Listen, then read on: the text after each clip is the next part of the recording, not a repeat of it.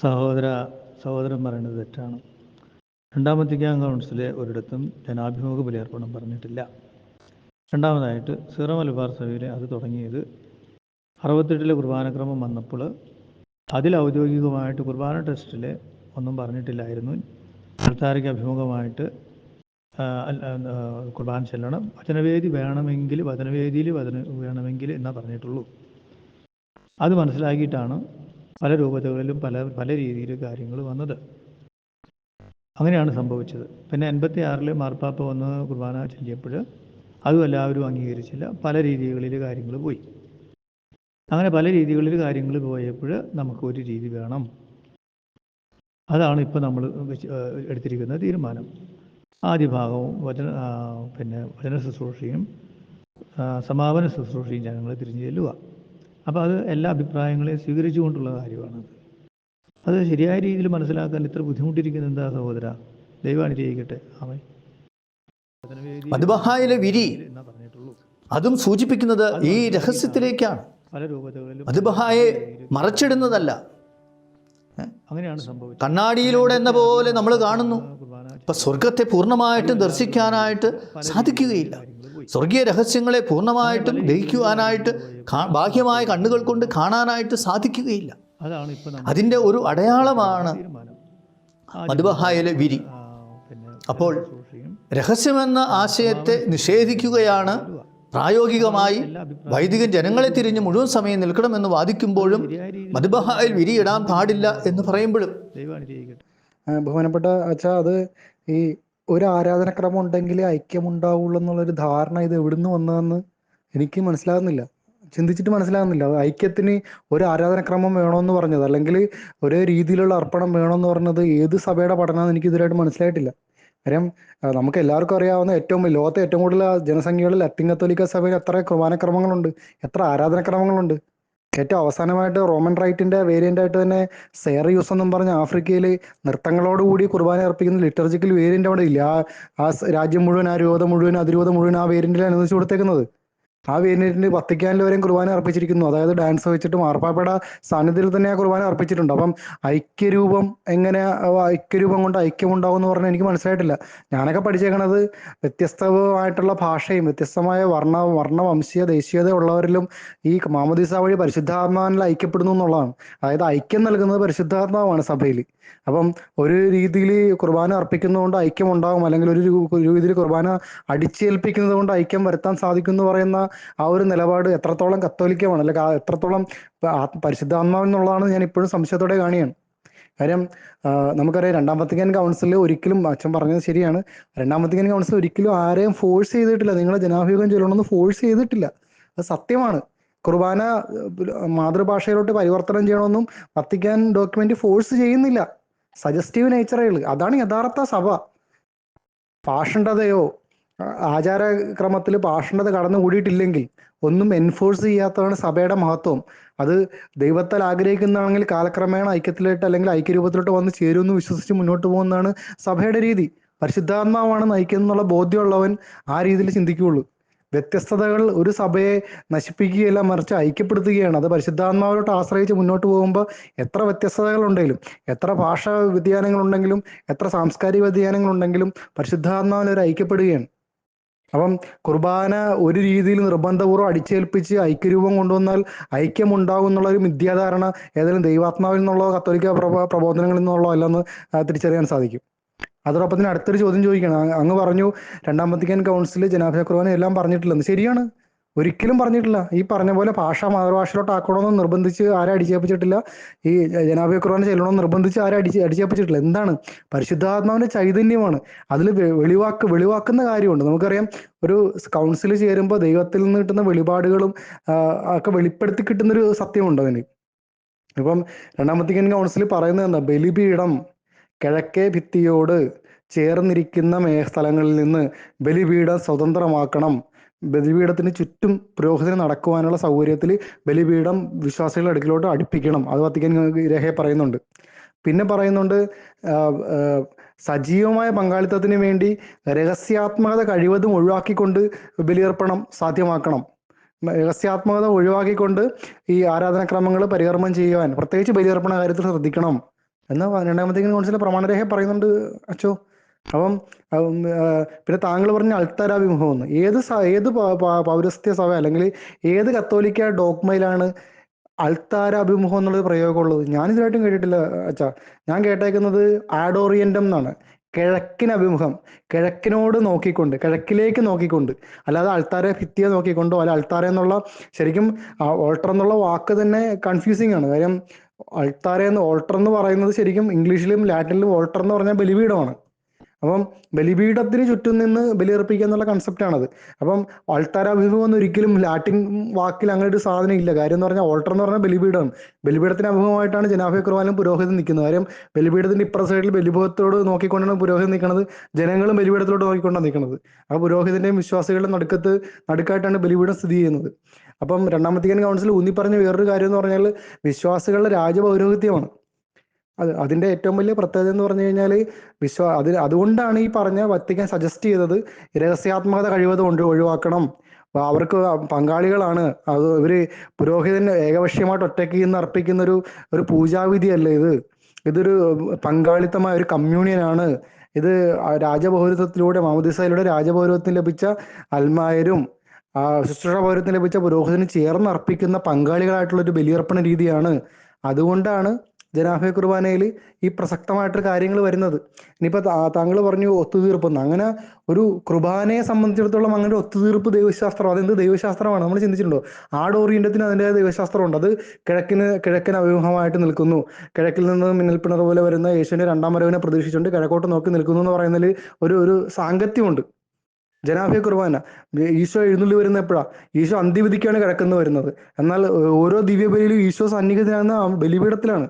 നമ്മളറിയാം മറ്റേ ജനാഭയ കുർബാന ചെല്ലുന്ന സ്ഥലങ്ങളിൽ വിടവാങ്ങൽ പ്രാർത്ഥനയുണ്ട്. വിശുദ്ധീകരണത്തിന്റെ ബലിപീഠമേ സ്വസ്തി, ഞങ്ങളുടെ കർത്താവിന്റെ കവറുടമേ സ്വസ്തി എന്നുള്ള വിടവാങ്ങൽ പ്രാർത്ഥന അൽമായരും കൂടെ ചെല്ലുന്നുണ്ട്. കാര്യം എന്താ?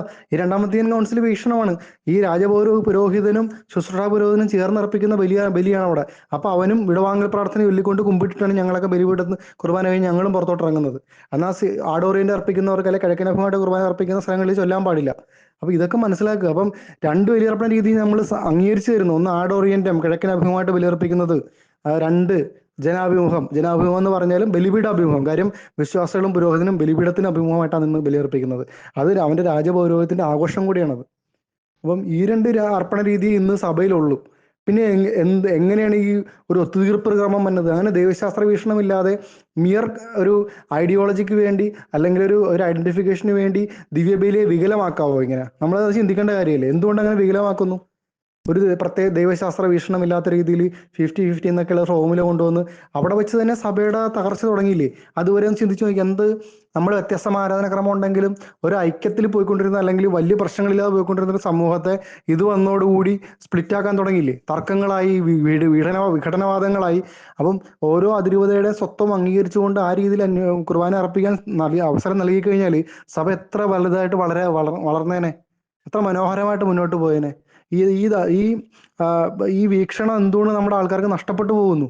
അതായത് എൻ്റെ യൂണിഫോമിറ്റി കൊണ്ട് ഒരു യൂണിറ്റി ഉണ്ടാവും എന്ന് പറയുന്നത്, അല്ലെ യൂണിഫോമിറ്റി ഇമ്പോസ് ചെയ്ത് കഴിഞ്ഞാൽ അത് യൂണിറ്റി ആവും എന്ന് പറയുന്നത് അത് മറ്റേ ദൈവാത്മാവിൽ നിന്നുള്ള പ്രചോദനമല്ല. അത് മനുഷ്യന്റെ ബുദ്ധിക്കുള്ള പ്രയോജനം. ദൈവത്തിൽ ആശ്രയിക്കാതെ മനുഷ്യൻ സ്വന്തം കഴിവിനെ, സ്വന്തം അധികാരത്തെയും അതിൻ്റെ അധികാരത്തിന്റെ അതിശക്തമായ ഉപയോഗത്തെയും പ്രതിനിധീകരിക്കുന്ന ഒരു ചിന്തയിൽ നിന്നുണ്ടാകുന്ന പ്രയോജനം അത്, അല്ലെങ്കിൽ പ്രയോഗമാണത്. Uniformity imposed for unity. അത് ഒരു കാലത്ത് ഒരു രാജ്യത്ത് ഒരു ലോകത്ത് നടക്കാത്ത കാര്യമാണ് ഈ യൂണിഫോമിറ്റി അടിച്ചേൽപ്പിച്ചുകൊണ്ട് യൂണിറ്റി ഉണ്ടാക്കുക എന്ന് പറയുന്നത്. അപ്പം ഈ യൂണിറ്റി നൽകുന്നത് പരിശുദ്ധാത്മാവെന്നുള്ള ബോധ്യം ഉണ്ടായിരുന്നെങ്കിൽ ചങ്ങനാശ്ശേരി അതിരൂപത ഫുള്ള് കിഴക്കോട്ടർപ്പിച്ച് കുർബാന അർപ്പിച്ചിരുന്നെങ്കിൽ എന്ത് യൂണിറ്റിക്ക് ദോഷം ഉണ്ടാകുന്നത്? ഇപ്പം ഞാൻ തിരിച്ചൊരു ചോദ്യം ചോദിക്കട്ടെ. ഇപ്പം ഞാൻ രണ്ട് വീക്ഷണത്തിൽ കൂടി ഇത് കാണുന്ന ഒരു വ്യക്തിയാണ്. ഒന്ന്, പങ്കാളിത്ത സഭ, ജനവിശ്വാസികളുടെ അഭിമുഖമായിട്ട് ഈ പുരോഹിതൻ നിൽക്കുമ്പോൾ അതിൻ്റെ ഏറ്റവും വലിയ പ്രാധാന്യം എന്ന് പറഞ്ഞാൽ പുരോഹിതനാൽ ബലിപീഠമോ ദിവ്യ രഹസ്യങ്ങളോ മറക്കപ്പെടുന്നില്ല എന്നുള്ളതാണ് എൻ്റെ ഏറ്റവും വലിയ പ്രാധാന്യം. ആ പുരോഹിതൻ വിശ്വാസികളിൽ നിന്ന് പ്രധാനപ്പെട്ട ഭാഗങ്ങൾ, അനാഫറ വിശ്വാസികളിൽ നിന്ന് മറച്ചു പിടിക്കുന്നില്ല. ഈ സീറോ മലബാർ സഭയുടെ തക്സ പഠിച്ചു കഴിഞ്ഞാൽ ഓരോ പുരോഹിതന്റെ കരചേഷ്ടകൾക്കും അർത്ഥമുണ്ടെന്ന് പ്രിയ പുരോഹിത അങ്ങേക്കും അറിയാൻ പറ്റുമല്ലോ. കൈ ചേർത്ത് പിടിക്കുന്നത്, കൈ വിരിച്ചു പിടിക്കുന്നത്, വിരലുകൾ കൂട്ടിച്ചേർത്ത് കൈകൂപ്പുന്നത്, ഇതിനൊക്കെ ഓരോന്നിനും ഓരോ അർത്ഥങ്ങളുണ്ടെന്ന് അറിയാം. അപ്പം ഈ ഒരു ബലിപീഠത്തിൽ അർപ്പിക്കപ്പെടുന്നത് ഒരു കർത്താവിന്റെ, നമുക്കറിയാം ജനനം, കുരിശുമരണം, ഉദ്ധാനം ഒക്കെ വീണ്ടും വീണ്ടും ഇത് റൊട്ടേറ്റ് ചെയ്യപ്പെടുന്നുണ്ട്, ബലിപീഠത്തിൽ കൂടെ അനുസ്മരിക്കപ്പെടുന്നുണ്ട്. അപ്പൊ ഇതൊക്കെ കണ്ട് അനുഭവിക്കുവാനും ഇതിന്റെ അർത്ഥം ഉൾക്കൊണ്ടുകൊണ്ട് മനസ്സിലാകുന്ന ഭാഷയിൽ പ്രാർത്ഥിക്കുവാനൊക്കെയുള്ള ഒരു അഭിഷേകം കിട്ടിയത് ഈ രണ്ടാം വത്തിക്കാൻ കൗൺസിൽ റിഫോമാണ്. അപ്പൊ അതിന് ചേർന്നിട്ടുള്ളൊരു ബലിയർപ്പണ രീതിയാണ് ജനാഭിമുഖ കുർബാന. ജനാഭിമുഖ കുർബാന ഞങ്ങൾ എളുപ്പത്തിൽ പറയുന്നത് ശരിക്കും ബലിയുടെ അഭിമുഖ കുർബാനയാണ്.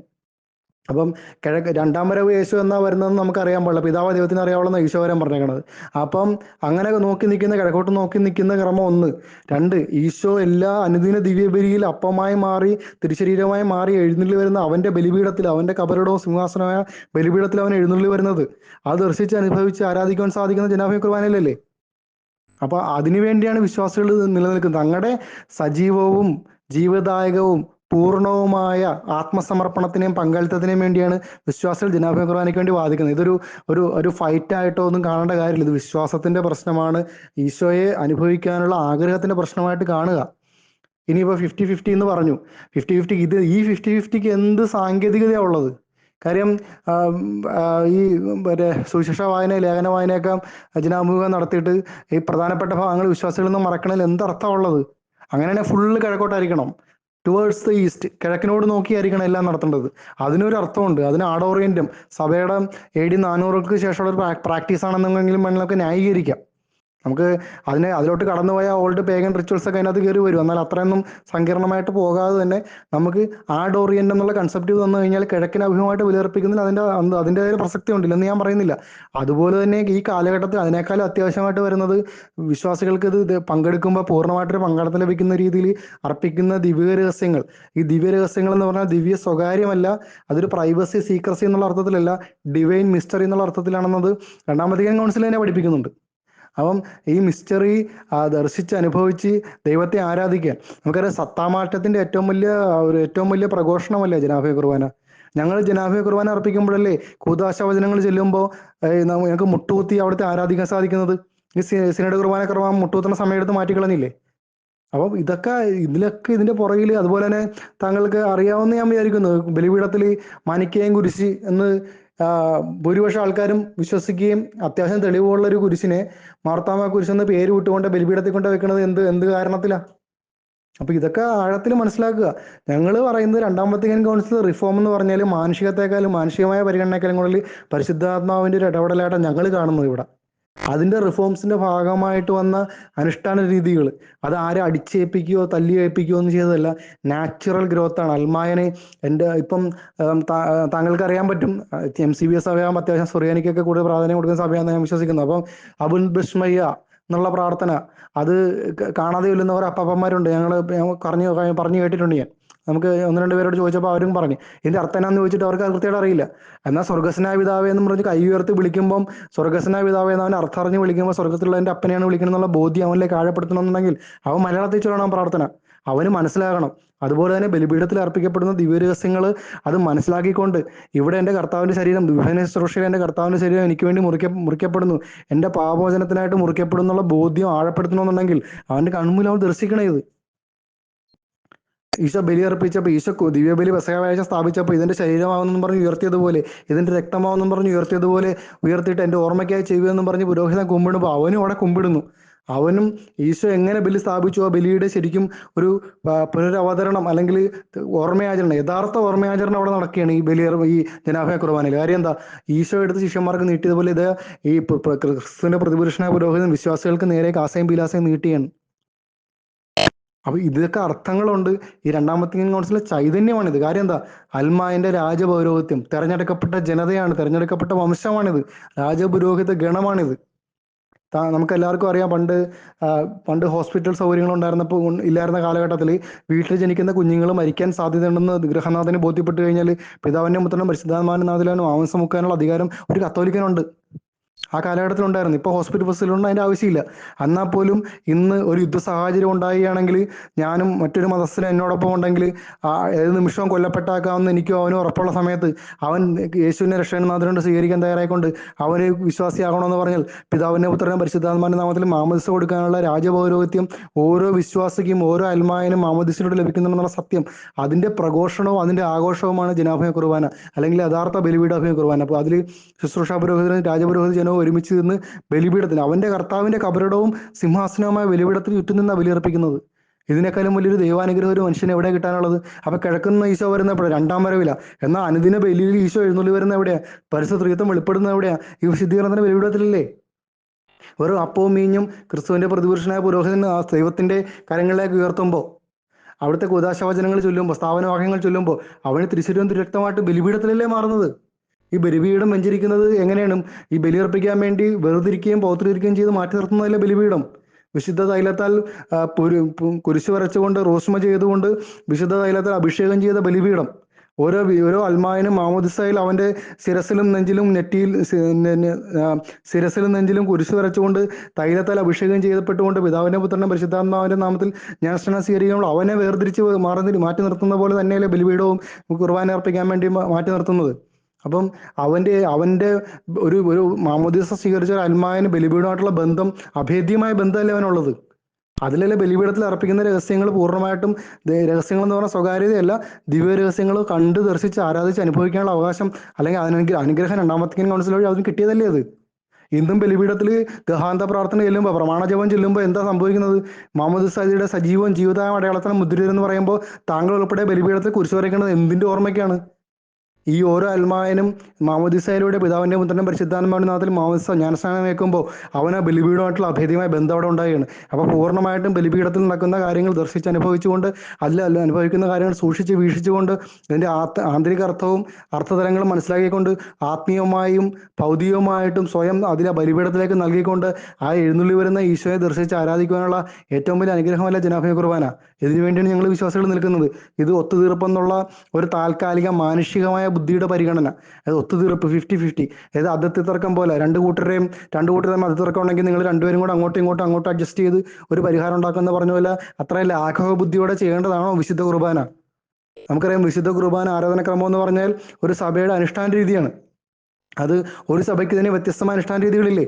താങ്കൾ എന്തുകൊണ്ടാണ് ഇവിടെ ഐക്യരൂപം വേണമെന്ന് പറയുമ്പം സീറോ മലബാർ സഭയുടെ കീഴിലുള്ള കോട്ടയം അതിരൂപത, നമുക്കറിയാം ജ്ഞാനായ സഭയുടെ അതിരൂപത, അവിടെ രണ്ട് രീതിയിലുള്ള ദിവ്യബലി അർപ്പണം കോട്ടയം അതിരൂപത കീഴിലുണ്ടെന്ന് താങ്കൾക്ക് ഉൾപ്പെടെ അറിയാൻ, എന്നിട്ട് അവിടെ അവിടെ സംസാരിക്കാൻ തയ്യാറാകാത്ത എന്താണ്? ഇവിടെ ഐക്യരൂപം വേണമെന്നും പറഞ്ഞ് ബഹളം വയ്ക്കുന്ന ആൾക്കാർ ഈ കോട്ടയം അതിരൂപതയിൽ രണ്ട് ബിഷപ്പുമാർ, രണ്ട് ഓക്സിലറി ബിഷപ്പ്, രണ്ട് സഹായ മെത്രാന്മാരുണ്ടത്. ഒന്ന് മലങ്കര മെത്രാൻ്റെ അവിടുന്ന് ഡെപ്യൂട്ടേഷനിൽ വന്നേക്കണ മെത്രാനല്ലേ, അവരുടെ കീഴിൽ എത്ര ഇടവകൾ മലങ്കര റീത്തിൽ അല്ലെങ്കിൽ അന്ത്യോക്യൻ പാരമ്പര്യത്തിൽ കുർബാന അർപ്പിക്കപ്പെടുന്നുണ്ട്. അത് സീറോ മലബാർ സഭയുടെ ഭാഗമല്ലേ? അത് സീറോ മലബാർ സഭയുടെ കീഴിലെ കോട്ടയം അതിരൂപതയുടെ ഭാഗമല്ലേ അത്? അപ്പൊ അത് ചോദ്യം ചെയ്യാതെ ഇത് ചോദ്യം ചെയ്യുന്നത് ഇരട്ടത്താപ്പ്. പക്ഷെ ഞങ്ങൾ അങ്ങനെയല്ല, ഞങ്ങൾ അതും അനുവദിച്ചു കൊടുക്കണമെന്ന് പറയുന്ന ആൾക്കാരാണ്. അതാണ് ഈ വിവേചനവും വിവേകവും പരിശുദ്ധാത്മാവിന്റെ അഭിഷേകവും സ്വീകരിക്കുമ്പോൾ അതിനെക്കുറിച്ച് ആഴത്തിൽ ചിന്തിക്കുമ്പോൾ നമുക്കറിയാം, ഐക്യം നൽകുന്ന പരിശുദ്ധാത്മാവ. ഒരു കാര്യത്തിൽ യൂണിഫോമിറ്റി, ഐക്യരൂപം ഉണ്ടാക്കിയെന്ന് പറഞ്ഞാൽ ഐക്യം ഉണ്ടാകും എന്നുള്ള തെറ്റിദ്ധാരണ മാനുഷികമാണ്. ഐക്യം നൽകുന്ന ആത്മാവ് പരിശുദ്ധാത്മാവ്. വ്യത്യസ്തതകളിൽ പല വ്യത്യസ്തമായ, നമുക്കറിയാം കത്തോലിക്ക സഭ തന്നെ യൂണിവേഴ്സൽ ചർച്ച് എന്നാണ് പറയുന്നത്. കാത്തലിക് എന്ന് പറഞ്ഞാൽ വ്യത്യസ്തമായ ഗോത്ര, വംശ, ദേശീയ, ജാതി, എത്ര കമ്മ്യൂണിറ്റികളാണ്, എത്ര വിഭാഗക്കാർ ചേർന്ന്, പക്ഷെ അവർ പരിശുദ്ധാത്മാവിൽ ഒന്നായിയാണ് അവിടെ മാമോദിസ വഴി. അങ്ങനെ ആയിരിക്കണം സഭ ചിന്തിക്കേണ്ടത്. അപ്പോൾ ആരാധനാക്രമത്തിൽ വ്യത്യസ്തതയുണ്ടെങ്കിൽ അതിൽ ഐക്യം നൽകുന്ന പരിശുദ്ധാത്മാവാണ്. അത് ആരാധനാക്രമത്തിൽ വ്യത്യസ്തതയുണ്ടെങ്കിൽ വ്യത്യസ്തമായിട്ട് ആരാധനാക്രമം അനുഷ്ഠിക്കുമ്പോൾ പോലും നമ്മൾ ഐക്യത്തിൽ ഒന്നായിയാണ് അവിടെ ചെയ്യുന്നത്. അല്ലാതെ ഒരു ബാഹ്യമായ ഐക്യരൂപം അടിച്ചേൽപ്പിച്ചുകൊണ്ട് ഐക്യം ഉണ്ടാകുന്നുള്ളത് വെറും മാനുഷിക ചിന്തയാണ്.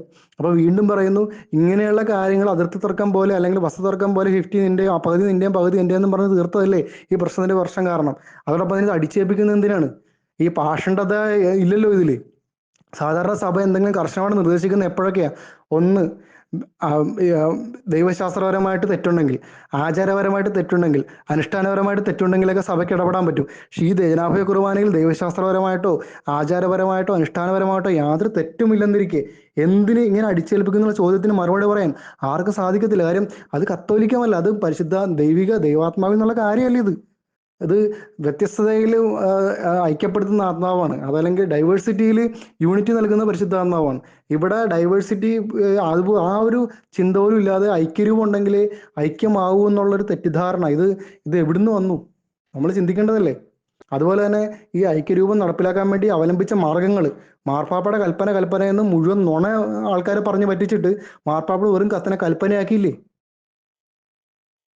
ഏകകണ്ഠേന തീരുമാനം, ഈ കുർബാന എല്ലായിടത്തും നടപ്പിലാക്കാനുള്ള ഏകകണ്ഠേന തീരുമാനം ഒന്ന് അടുത്ത പച്ചക്കള്ളം പറഞ്ഞ് നടത്തില്ലേ. ഇങ്ങനെ നുണയിലൂടെയും വഞ്ചനയിലൂടെയും അടിച്ചേൽപ്പിക്കുന്നത് ഏതായാലും ദൈവാത്മാവെന്നുള്ളതല്ലെന്ന് നമുക്ക് ഉറപ്പാണ്. അപ്പം മാനുഷികമായിട്ടുള്ള ഇങ്ങനെയുള്ള കാര്യങ്ങൾ ചിന്തിക്കാതെ ഐക്യം നൽകുന്ന പരിശുദ്ധാത്മാവ്, ഐക്യരൂപം വന്നു കഴിഞ്ഞാൽ ഒരിടത്തും ഐക്യം ഉണ്ടാകത്തില്ല. ഇന്നിപ്പം അങ്ങനെയാണെങ്കിൽ സീറോ മലബാർ സഭയിലല്ല എല്ലാ രൂപതകളിലും റിഫ്റ്റ് ആയില്ലേ ഇന്ന്. നേരത്തെ ചങ്ങനാശ്ശേരിയിൽ ആഡോറിയൻ്റെ ഭംഗിയായിട്ട് പോയിക്കൊണ്ടിരുന്ന അവിടെ ഇന്ന് സിനഡ് കുർബാന അടിച്ചേൽപ്പിച്ചപ്പോൾ അവിടെ ആൾക്കാർ പറഞ്ഞു തുടങ്ങി, ഞങ്ങൾക്ക് ആഡോറിയൻ്റെ വേണം, ഞങ്ങൾക്ക് കിഴക്കൻ കുർബാന വേണമെന്ന് പറയുന്ന ആൾക്കാർ അവിടെയുണ്ട്. ജനാഭയ കുർബാന വേണമെന്ന് പറയുന്ന ആൾക്കാർ ഇപ്പോൾ അവിടെയുണ്ട്. അപ്പം ഒരു ഐക്യരൂപ അടിച്ചേൽപ്പിക്കുന്ന തീരുമാനത്തിലൂടെ ഉള്ള ഐക്യം തകർക്കുകയും ഒരു കെയോട്ടിക് സിറ്റുവേഷൻ ഉണ്ടാക്കുകയും ചെയ്യുന്നത് ഇത് ഏത് പ്രവർത്തനമാണെന്ന് ചിന്തിക്കേണ്ടതല്ലേ, നമ്മൾ വിലയിരുത്തേണ്ടതല്ലേ. നമ്മൾ ഒരു സഭാവാർ ഇപ്പോൾ ഞാൻ പറഞ്ഞതുപോലെ ഒരു സെയർ യൂസ് എന്നും പറഞ്ഞ് റോമൻ റൈറ്റിൽ തന്നെ ലിറ്റർജിക്കൽ വേരിയന്റ് മാർപ്പാപ്പയ്ക്കാണ് അനുവദിച്ചു കൊടുക്കാമെങ്കിൽ, അംബ്രോസ്യൻ റീത്തിൽ മിലാൻ അതിരൂപത മുഴുവൻ കുർബാന അർപ്പിക്കാൻ അവിടെ അനുവദിച്ചു കൊടുക്കാമെങ്കിൽ, എന്തുകൊണ്ട് ഈ എറണാകുളം അങ്കമാലി അതിരൂപത ജനാഭയ കുർബാന അർപ്പിക്കാനുള്ള അനുമതി കൊടുത്തുകൂടാ, ഒരു ലിറ്റർജിക്കൽ വേരിയന്റ് സ്റ്റാറ്റസ് അനുവദിച്ചുകൂടാ എന്നുള്ളത് ചിന്തിക്കാവുന്ന കാര്യമല്ലേ ഇത്. അങ്ങനെ തീരുമാനം എടുത്തു കഴിഞ്ഞാൽ പ്രശ്നം അവിടെ വെച്ച് തീരത്തില്ലേ. എന്തിനാ ഭയക്കുന്നത്? നമുക്കറിയാം ഐക്യം നൽകുന്ന പരിശുദ്ധാത്മാവുണ്ട്, സഭയെ ഐക്യപ്പെടുത്തുന്ന പരിശുദ്ധാത്മാവ്. അപ്പം വ്യത്യസ്തതയുണ്ടെങ്കിലും അതിൽ ഐക്യം അല്ലാതെ തന്നെ വന്നോളും. ഇത് ഐക്യരൂപം അടിച്ചേൽപ്പിച്ചിട്ട് ഐക്യം ഉണ്ടാക്കേണ്ട കാര്യമില്ല.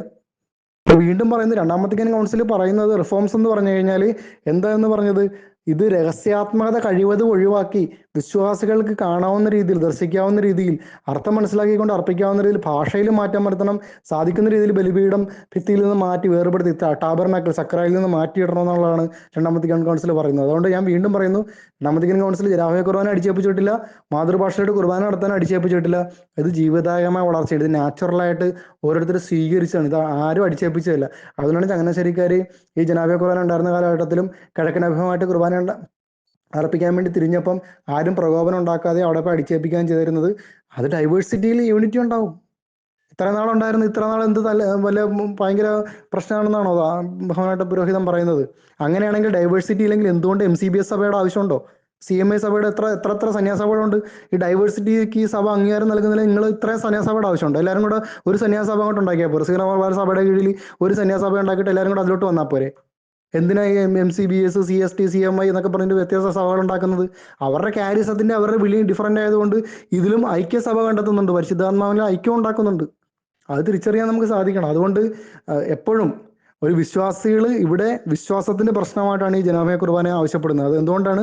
ബലിപീഠത്തിൽ അനുഷ്ഠിക്കപ്പെടുന്ന ദിവ്യരഹസ്യങ്ങൾ സൂക്ഷിച്ച് വീക്ഷിച്ചുകൊണ്ട് ഓരോന്നിൻ്റെ ആന്തരികാർത്ഥം ഉൾക്കൊണ്ടുകൊണ്ട് സജീവവും ജീവദായകവും പൂർണ്ണവും ആയിട്ടൊരു ബലിയർപ്പണം സാധ്യമാകാൻ, ആ ഒരു ആത്മസമർപ്പണത്തിലൂടെ, ഒരു ആത്മീയ അർപ്പണത്തിലൂടെ ദൈവബലി എൻ്റെ ജീവിതത്തിൽ ഫലദായകമാകുവാനുള്ള വിശ്വാസികളുടെ അധിക ആഗ്രഹത്തിൻ്റെ ആ ഒരു ആവശ്യത്തിൻ്റെ ഭാഗമാണ് ജനാഭയ കുർബാന. അത് രണ്ടാം വത്തിക്കാൻ കൗൺസിലിലെ ചൈതന്യം നിറഞ്ഞു നിൽക്കുന്ന കുർബാന അർപ്പണ രീതി.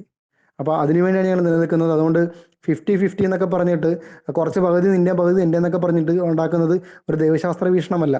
ഇനി ഇൻ കേസ് അങ്ങേക്ക് അങ്ങനെ 50-50 വേണമെന്നുണ്ടായിരുന്നെങ്കിൽ ചെയ്യേണ്ടിയിരുന്നത് ബൗദ്ധികം ആത്മാവിനോട് സഹായം ചോദിച്ചുകൊണ്ട് എടുത്തിരുന്നെങ്കിൽ കൽദയ കത്തോലിക്ക സഭയെ പോലെ ഒരു തീരുമാനം എടുത്തിരുന്നെങ്കിൽ ഇത്തരം പ്രശ്നം ഉണ്ടാകുമായിരുന്നു. അതായത് കൽദയ കത്തോലിക്ക സഭയിൽ എങ്ങനെയാ ബലിപീഠത്തിലേക്ക് ബലിവസ്തുക്കൾ എഴുന്നള്ളി വരുന്നത് വരെ ആ ബലിപീഠത്തിനോട്ട് നോക്കിക്കൊണ്ട് കിഴക്കോട്ട് നോക്കിക്കൊണ്ട് അർപ്പിക്കുന്നു. ബലിപീഠത്തിലേക്ക് ബലിവസ്തുക്കൾ എഴുന്നള്ളി വരികയും അത് കർത്താവിന് തിരുശരീര രക്തങ്ങളാകുന്ന അനാഫ്ര മുതൽ അങ്ങോട്ട് ജനാഭിമുഖ കുർബാനമായിട്ട്, അതായത് ബലിപീഠത്തിൽ അർപ്പിക്കപ്പെടുന്നവയെ മറച്ചു പിടിക്കാത്ത രീതിയിൽ കാണാവുന്ന രീതിയിൽ കൽദയ കത്തോലിക്ക സഭയിൽ താങ്കളൊന്ന് കൽദയ കത്തോലിക്ക സഭയുടെ ഒരു കുർബാന താങ്കൾ ഇന്ന് ബഹുമാനപ്പെട്ട വിചാരിച്ച താങ്കളൊന്ന് കണ്ടു നോക്കുക. അതിൽ വിഭജന ശുശ്രൂഷ വരെ അവർ ഉയർത്തിയായി വിഭജിക്കുന്ന കർത്താവിൻ്റെ ശരീരം. എന്തുകൊണ്ടാണ്? ഇവൻ വിശ്വാസികൾ കാണണം, എനിക്ക് വേണ്ടി മുറിയപ്പെടുന്ന കർത്താവിനെ കാണണം വിശ്വാസികൾ, അതിനുവേണ്ടിയാണ്. അപ്പോൾ ജീവദായകമായ ഒരു ബലിയർപ്പണ രീതിക്ക് വേണ്ടി ഞങ്ങൾ നിലനിൽക്കുന്നത്. ഞങ്ങൾക്ക് ചങ്ങനാശ്ശേരി കിഴക്കഭിമുഖമായിട്ടാണ് ഞങ്ങൾ എതിർക്കത്തില്ല. കാര്യം അതാണ് വിവേകത്തിന്റെ സ്വരം, ഒന്നും അടിച്ചേൽപ്പിക്കുന്നതല്ല. ചങ്ങനാശ്ശേരി കിഴക്കനഭിമുഖമായിട്ട് കുർബാന അവർക്ക് ആവശ്യമാണെങ്കിൽ അത് അനുവദിച്ചു കൊടുക്കുക. ഇപ്പം നിങ്ങൾ MCBSകാർക്ക് സന്യാസാശ്രമങ്ങളിൽ ഇപ്പം ഫുള്ള് കിഴക്കനഭിമുഖ കുർബാന വേണമെന്നുണ്ടെങ്കിൽ മാർപ്പാപ്പ അനുവദിച്ചു കൊടുത്തിട്ടുണ്ട്. പല സഭകൾക്കും ഇതുപോലെ TLM അർപ്പിക്കാനുള്ള, ട്രെഡനിൻ മാസ് അർപ്പിക്കാനുള്ള അനുവദിച്ചു കൊടുത്തിട്ടുണ്ട്. നിങ്ങൾക്കിത് കിഴക്കനഭിമുഖ കുർബാന താല്പര്യം ഉണ്ടെങ്കിൽ നിങ്ങൾ ഒരു അപേക്ഷ കൊടുത്ത് ബിഷപ്പിൽ നിന്ന് അനുമതി മേടിക്കുക. അതും ഞങ്ങൾ എതിർക്കത്തില്ല, അത് മനസ്സിലാക്കുക. അപ്പം ഈ ഡൈവേഴ്സിറ്റി, അതായത് വ്യത്യസ്തതയിൽ അത് ഐക്യം നൽകുന്ന പരിശുദ്ധാത്മാവാണ്. അല്ലാതെ ഐക്യരൂപം അടിച്ചേൽപ്പിച്ചുകൊണ്ട് ശിക്ഷാ നടപടികളിലൂടെയും ഭീഷണിയിലൂടെയൊക്കെ അടിച്ചേൽപ്പിച്ചുകൊണ്ട് ഐക്യം ഉണ്ടാക്കാന്ന് പറയുന്നത് ഒരു മാനുഷിക ബുദ്ധിയാണ്. ആ ദൈവത്തിലുള്ള ആശ്രയമില്ലാത്ത ഒരു മനുഷ്യന്റെ പ്രത്യേകതയായിട്ട് മാത്രമേ കാണാൻ സാധിക്കുകയുള്ളൂ. അപ്പം ഞങ്ങളുടെ വികാരം ബഹുമാനമായിട്ട് അച്ഛനോട് പങ്കുവയ്ക്കുകയാണ്. അച്ഛന് ഈ ഈ ഗ്രൂപ്പിൽ അച്ഛൻ സംസാരിക്കുന്നതിന് വളരെയധികം നന്ദിയുണ്ട്. ഞങ്ങളും മറുപടി ഞങ്ങളെ പറയാം, ഒരു പുരോഹിതൻ എന്ന് പറയുമ്പോൾ സംസാരം മാത്രമല്ല, കേൾക്കുവാൻ കൂടെ തയ്യാറാകണമെന്ന് പറഞ്ഞു കേട്ടിട്ടുണ്ട്. അപ്പോൾ MCBS എന്ന് പറഞ്ഞ നല്ല നല്ല വൈദ്യർ, എനിക്കറിയാവുന്ന നല്ല വൈദികരൊക്കെ ഈ ദൈവജനത്തോടൊക്കെ ആഭിമുഖ്യമുള്ള വൈദികരുള്ളൊരു സന്യാസ സമൂഹമാണ്. അപ്പം ഞങ്ങൾ പറയുന്നവിടെ കേൾക്കാനുള്ള തുറവി കൂടെ ഈ ഗ്രൂപ്പിൽ സംസാരിക്കുന്ന പുരോഹിതർക്ക് ഉണ്ടാകട്ടെ എന്ന് പ്രാർത്ഥിക്കുന്നു. അങ്ങ് ഞങ്ങളുടെ അഭിപ്രായങ്ങൾ ശ്രവിക്കുമെന്ന് വിചാരിക്കുന്നു. അങ്ങയും ഈ ഗ്രൂപ്പിൽ സംസാരിക്കുന്നതിന് അങ്ങയോട് നന്ദി പറയുന്നു. ദൈവം നമ്മളെല്ലാവരും അനുഗ്രഹിക്കട്ടെ. ദൈവം നമ്മളെല്ലാവരും അനുഗ്രഹിക്കട്ടെ. ദൈവം നമ്മളെല്ലാവരും അനുഗ്രഹിക്കട്ടെ. ദൈവം